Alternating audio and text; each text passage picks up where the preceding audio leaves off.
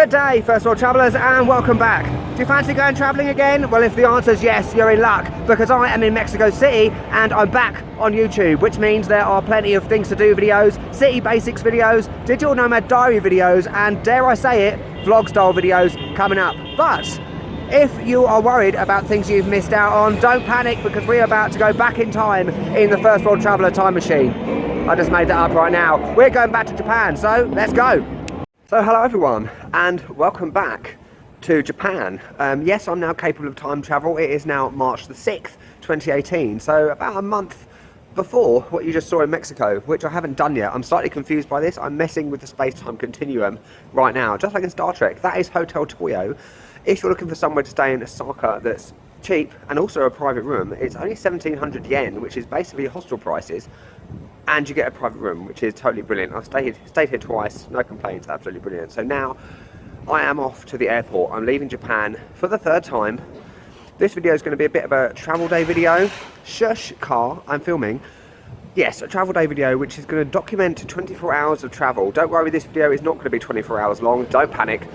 And also it's going to be a bit of a review of the WORKAWay I did in Hiroshima, so hopefully this video will be useful. There will be a couple of useful little bits hopefully coming up in this video as well. And I'm really looking forward to getting to Thailand because, look at me, pale as a sheep, whatever the saying is. That's probably the wrong one. Yes, it is. So I'm looking forward to getting a tan. So anyway, enough talking. It's time to go to Fushimi-Inari Station, which is just up the road. Awesome. I'm going to miss this area.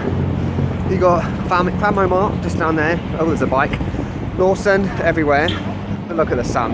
I actually filmed a bit right here in front of this sign, if you remember when I first got back to Osaka before Christmas. Yes, so I'm really going to miss Japan. It's been epic as always. Yes, let's go to the station. Goodbye Lawson, it's been emotional. And of course vending machines. It would not be Japan without vending machines. Okay, I'm in the station. There's a reason why I don't do these videos very often, because it's a nightmare with the suitcase, with the hair going all over the place, which by the way is out of control. I'm going to get the Nanchi Railway. It costs 920 yen to go from here directly to Kansai International Airport. If you're in Osaka, I'm in the south of Osaka, very close to Shinsekai, which was in one of my other videos, which you can check out up there. Got to get the little plug in there, so yeah, let's get the ticket.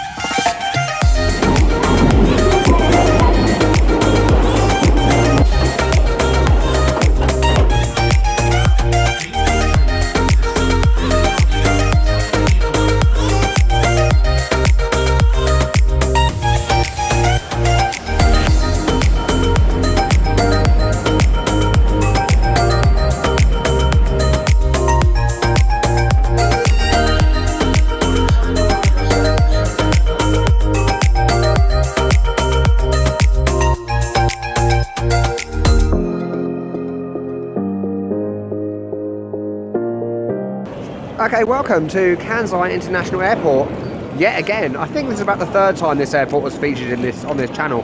Anyway, useful information time. So Terminal 1, basically, if you're flying out of Kansai International Airport, is for basically every airline, except Terminal 2, which is that way, for Peach Airlines, and I think it's called Spring Airlines. I've used Peach when I went to Korea, so if you're going to Seoul or Busan, more than likely you're probably going to use Peach, so that goes from Terminal 2. And the reason I'm saying this is because someone on Instagram ages ago asked me this question. Basically you get a free bus, that's what it's called, from up there to Terminal 2, so it doesn't cost you any extra to get to Terminal 2. So anyway, let's go and check in. There we go, Hong Kong Express from Terminal 1 International.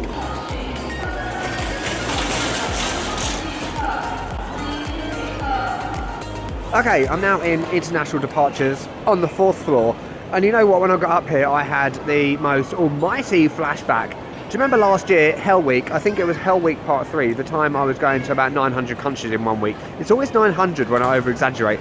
But anyway, it reminds me a lot of, I think it was Shanghai Airport that I slept in. I'm having horrendous flashbacks. I will not be sleeping in an airport anytime soon. Fast forward about 12 hours and I probably will be. It only took half an hour to check in. Let me tell you the story. I've never had this one before in my life. Basically, they asked me for the onward flight to Mexico, which I, by the way, haven't booked yet. And the reason why I haven't is because I've never had this problem going to Thailand before. Been to Thailand twice, never been asked for onward flight. Maybe it's because it's Hong Kong Express, budget airline, I don't know. But anyway, luckily I'd booked my accommodation already for Mexico City. I showed them that, and eventually I managed to get in. Yeah, the only worry now, obviously, is whether I will get into Thailand. I'm really in the way now, so I'm going to relax for a bit now and chill out. My face is slightly red because of the rage and stress.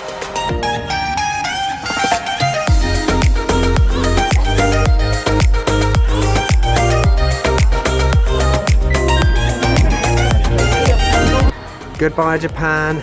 It's time to leave. There's the bridge over there, coming over to the airport. Osaka in the distance. By the way, that's not my plane. Hong Kong Express, here I come. So this is one thing that really pisses me off about getting flights. Everyone's queuing up. They haven't called the flight yet. They haven't called which, zone or whatever it is on the plane is being boarded first. But still queuing. Retards. Ridiculous. And I'm going to point out a few other things as well a bit later about things that annoy me about flying. See if you agree. Why don't you write in the comments below about things that annoy you about getting flights. Lovely.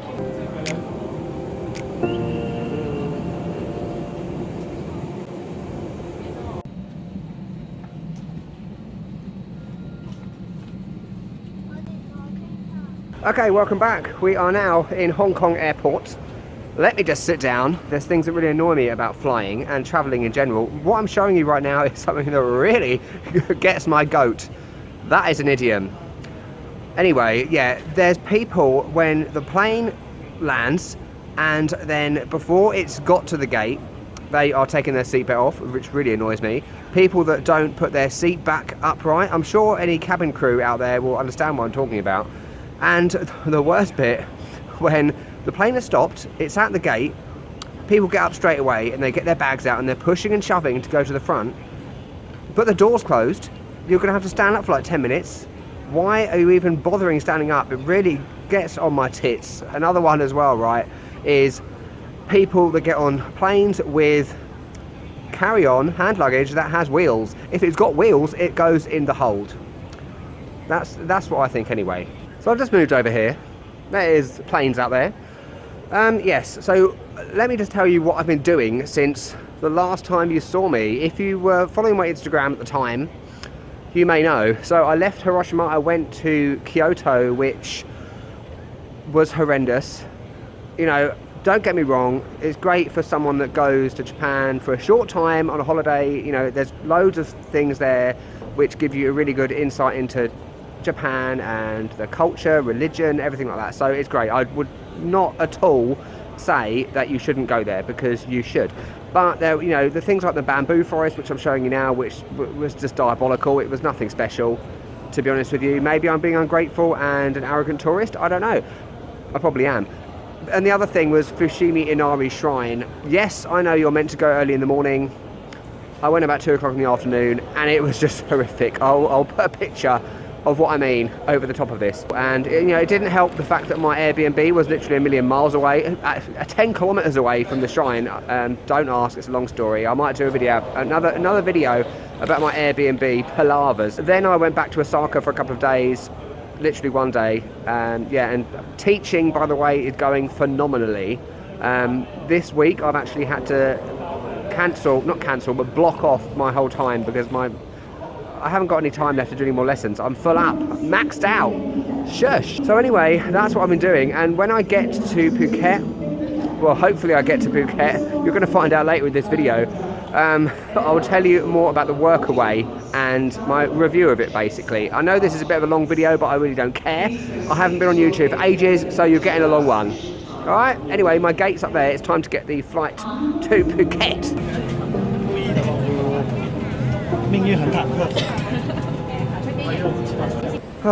Right, it's now 3:27 a.m. in Phuket, and as you can probably gather from behind me, yes, I'm in the baggage place. I did get let into Thailand. Yes, thank the Lord. I was panicking a little bit. So I'm going to get my suitcase, which is there. It's not been lost, which after the last day, I wouldn't be surprised if it did happen. And I'm going to somehow get to my place. My battery is dying on my phone, and I need to save it in order to get to this place. So I think I'll pick up with you tomorrow. I'll show you around my Airbnb and talk about the WORKAWay in Arashiyama. Right, let's go. Good morning and welcome to Phuket. So basically, I got here at about 3:30 when I left the airport, I believe. About 45 minutes to get to my Airbnb, which I'll show you later. And yeah, it took about half an hour for them to open the door, but never mind. And you know, because I was so early, I can't check in until later, so I've slept on the sofa for 2 hours, had a shower, my hair's gone all curly and weird, but now I'm gonna just have a little explore of the area. And you'll probably see this more in later videos. You've got a little market up there, you've got a seafood buffet place over there. Phuket town is up that way, the beach is about 25-minute drive that way. So I will be walking and getting a lot of taxis, but on the plus point, my tan will come back. That has been gone for many months. Anyway, I need some food. So while I just polish off my food from Family Mart, let me show you what I got. I really miss these things from Southeast Asia in general, like Yakult yogurt drink, beautiful, lovely to start the day with. Anyway, and these things, like chocolate, caramel, biscuity things, I totally missed these. These are absolute best. I'll eat the whole packet in 5 minutes. Lush. And just my initial thoughts of being in Phuket. I'm actually in a good mood, surprisingly, after having no sleep. Well, 2 hours sleep on a rock hard sofa. And the one thing I want to say, so anyone who maybe is coming, or if you haven't travelled anywhere before, the thing I always like to do is to explore the area, no matter how tired I am, because I kind of have this travel adrenaline. As soon as I get to a new place, I have to explore the area so that I feel comfortable and things like that. And I'm glad I have that because, you know, I'm going for a little walk around. The sun's out.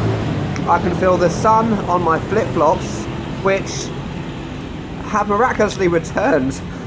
You may remember they got stolen in Kuala Lumpur and I went ballistic. Turns out they were in my suitcase the whole time, so never mind.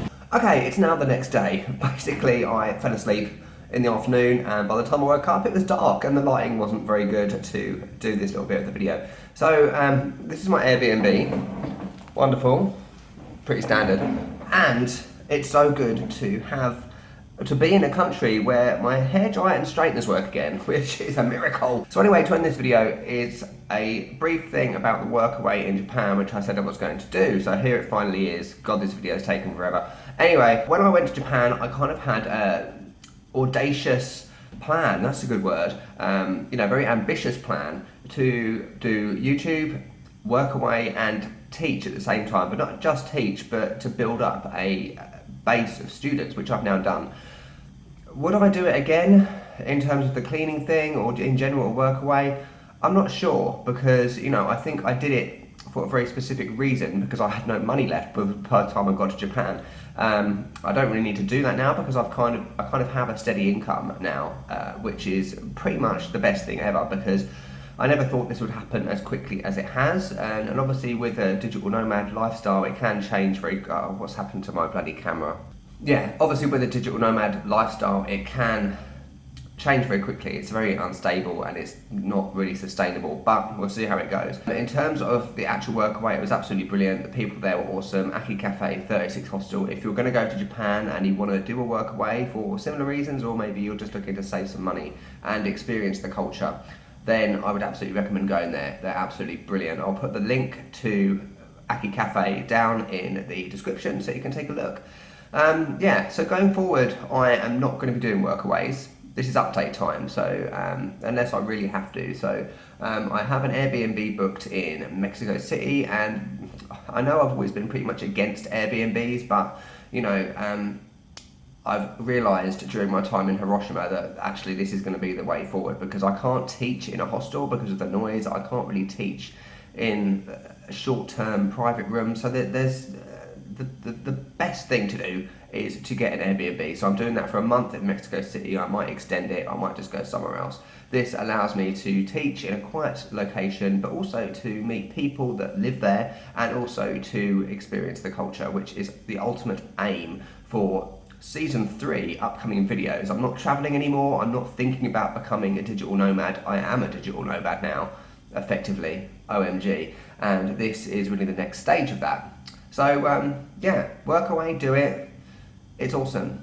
Anyway, that's this video done. 24 hours of travel. It's been horrific, but I'm now feeling human again, which is totally awesome. If you would like to see more of what's coming up from Thailand and Mexico and everywhere, make sure you subscribe, do the like, leave a comment, and also check out my Patreon page, because you can contribute. And maybe if everyone contributed a little bit, I could be staying in 5-star resorts and doing amazing things. So yeah, just think about that one. Anyway, I'll catch you later. It just a dream? But the good news is I got let into this country. And the secret's safe with me. This is the sort of thing you can